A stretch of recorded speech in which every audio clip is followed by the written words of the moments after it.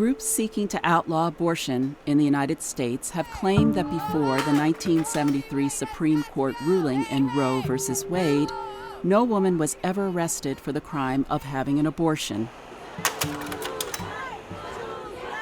No woman in the United States has been charged with an abortion for nearly 100 years. They say that if abortion were once again outlawed, as they hope it will be, women would not go to jail. This is the story they tell, but it is not true.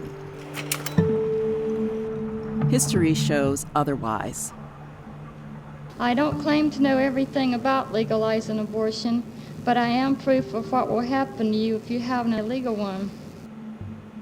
In the fall of 1969, when I was a lawyer at the Center for Constitutional Rights, I was one of 5 women lawyers who represented 350, primarily women, who went to federal court to challenge the constitutionality of New York's abortion law. That was the time when Shirley Wheeler was being prosecuted in Florida for having had an abortion. 23-year-old Shirley Wheeler was living in Florida. She was pregnant and advised by her doctor to seek an abortion for medical reasons.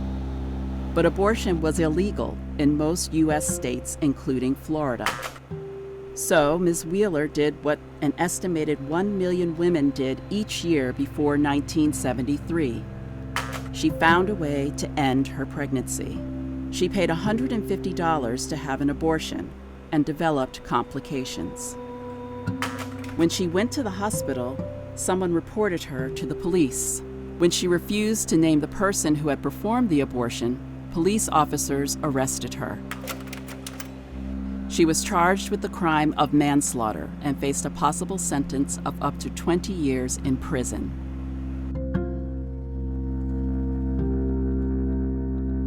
She corresponded to me, telling me how she was feeling about the trial and how frightened she was, and finally how angry she was that she was being prosecuted, and she was right to be angry.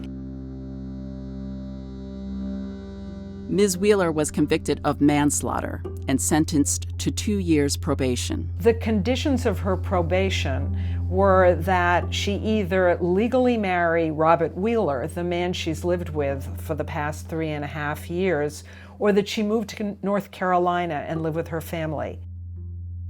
Other vague and archaic conditions are that she, quote, avoid injurious or vicious habits, unquote. As Ms. Wheeler said about these conditions, I'm not free to go anywhere without permission, like a child. National support for Wheeler poured in. I think she was probably overwhelmed at the amount of support she got all over the country. And in a separate case, Florida's Supreme Court found the state's criminal abortion law unconstitutional. With Nancy Stern's help, Shirley Wheeler's conviction was overturned in 1972.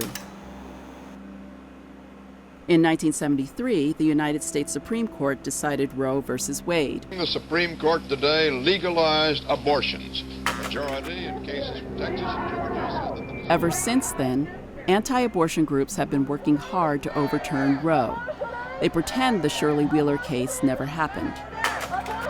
National Advocates for Pregnant Women knows better.